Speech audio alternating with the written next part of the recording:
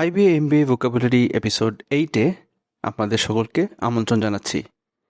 আজকে আমরা শিখব ওয়ার্ড নাম্বার 36 থেকে 40।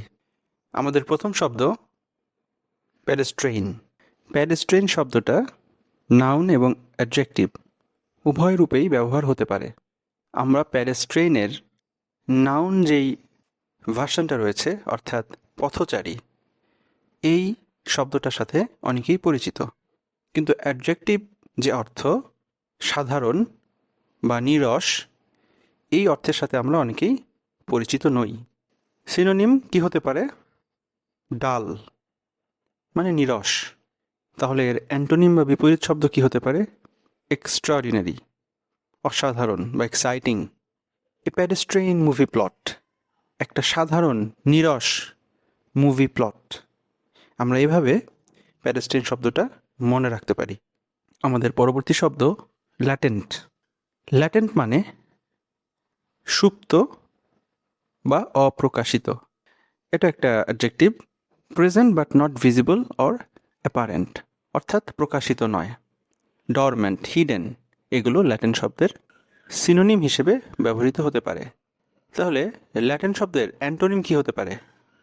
যেটা সুপ্ত নয়, অপ্রকাশিত নয়, প্রকাশিত, যেমন অ্যাপারেন্ট, অবভিয়াস, এগুলো ল্যাটেন্ট শব্দের অ্যান্টোনিম।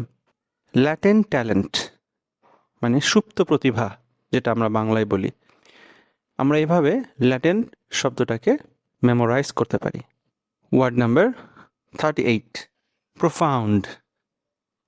প্রোফাউন্ড শব্দটা এটা একটা অ্যাডজেক্টিভ। প্রোফাউন্ড মানে হচ্ছে গভীর, ডিপ। প্রোফাউন্ড শব্দটার সিনোনিম হতে পারে ইন্টেন্স মানে গভীর, তীব্র। বিপরীত শব্দ সুপারফিশিয়াল, শ্যালো, অর্থাৎ গভীর নয়, হালকা, সুপারফিশিয়াল।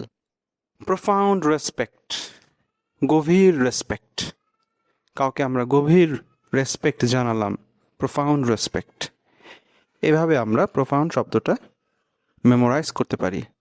ওয়ার্ড নাম্বার 39, আমাদের পরবর্তী শব্দ সেকুলার। সেকুলার শব্দটার সাথে আমরা অনেকেই পরিচিত। এটা একটা অ্যাডজেক্টিভ, ধর্ম নিরপেক্ষ, এ সেকুলার কান্ট্রি, আমরা অনেকেই এই শব্দটা এভাবে বলে থাকি।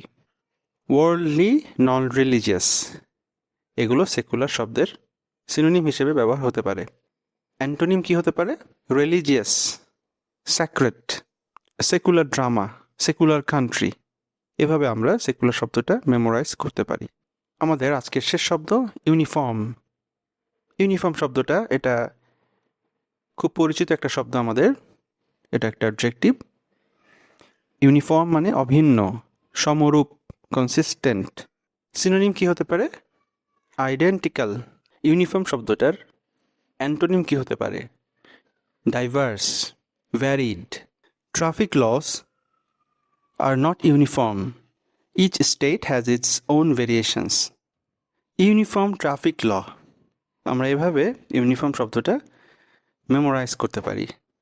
ধন্যবাদ আমাদের ভিডিওটা দেখার জন্য। আপনারা কতটুকু শিখলেন যাচাই করার জন্য কুইজে অংশগ্রহণ করতে পারেন। ডেসক্রিপশনে লিঙ্ক দেওয়া আছে। সাথে আমাদের লেটেস্ট আইবিএমবিএ কোর্সগুলো ডিসকভার করতেও ভুলবেন না। পরবর্তী ভিডিও দেখার আমন্ত্রণ। আসসালামু আলাইকুম।